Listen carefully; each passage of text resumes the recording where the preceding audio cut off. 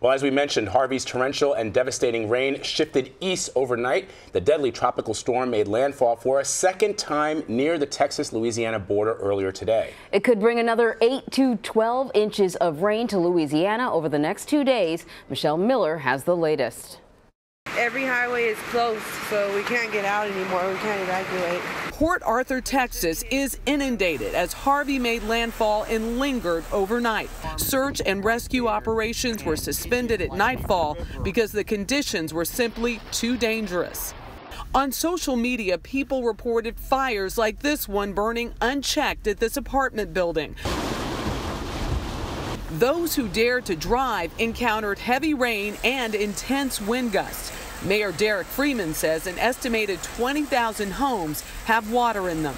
We have water all across the city, 5, 6 feet deep in some places. This is a very massive, critical type situation that we're under, and we're trying to get it handled. The water is flowing in. We got river inside, outside, upside, downside, and everybody is in the bleachers. People who evacuated to the city's civic center faced a deluge. Everybody needs to start kind of going in that survival mode and start trying to get yourself to higher elevations. Get on your roof. You may sit up there and get wet by the rain, but you're going to not drown.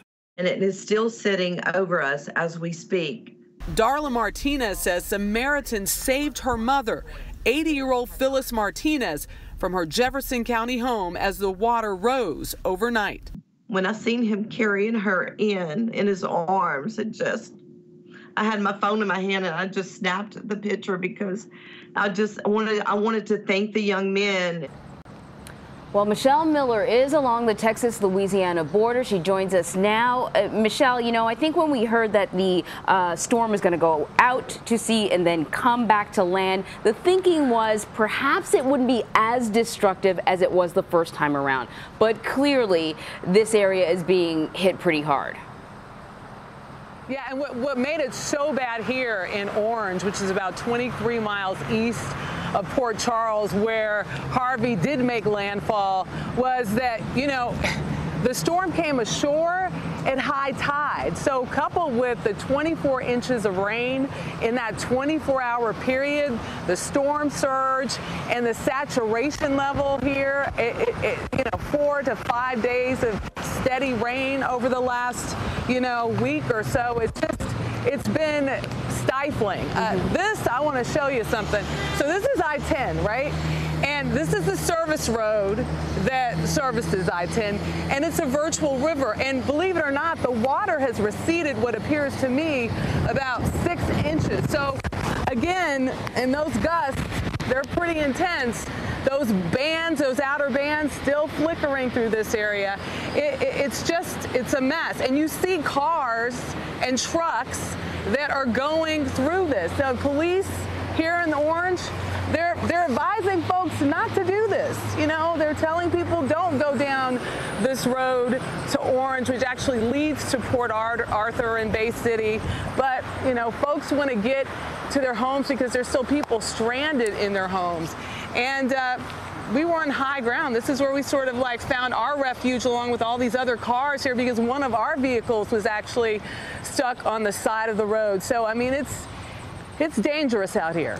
Michelle, I watched your report on CBS this morning just a couple of hours ago, and it was torrential rains, blowing winds. It seems to have changed just a little bit, although the flooding remains. Yeah. What are you seeing right now if you just look up at the sky? Well, there's just drizzle, and you know, they're cloudy, low. It's cloudy. The clouds are low, and they're moving pretty quickly. But yeah, just a light drizzle here.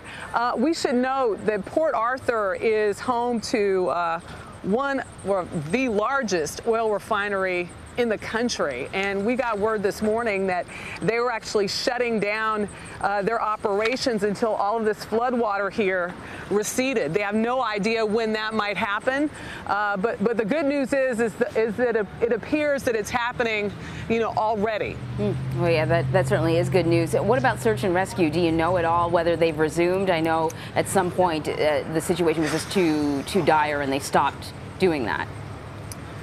Right. So we were told that those folks in the Civic Center in that package that you just saw, that they were being moved to, another location. I can't verify that that has actually happened. I even spoke to Orange Police here. I spoke to one of the fire department officials who is here in the city of Orange. Nobody here even knows what's going on in Port Arthur, Texas. So, I mean, everyone is sort of standing their ground. They're urging residents to help one another as best they can. But for the most part, they want people, if they're not, in these, high flooded areas, to stay out and not to venture out on the roads. All right, Michelle Miller. Oh, very good. Thank you.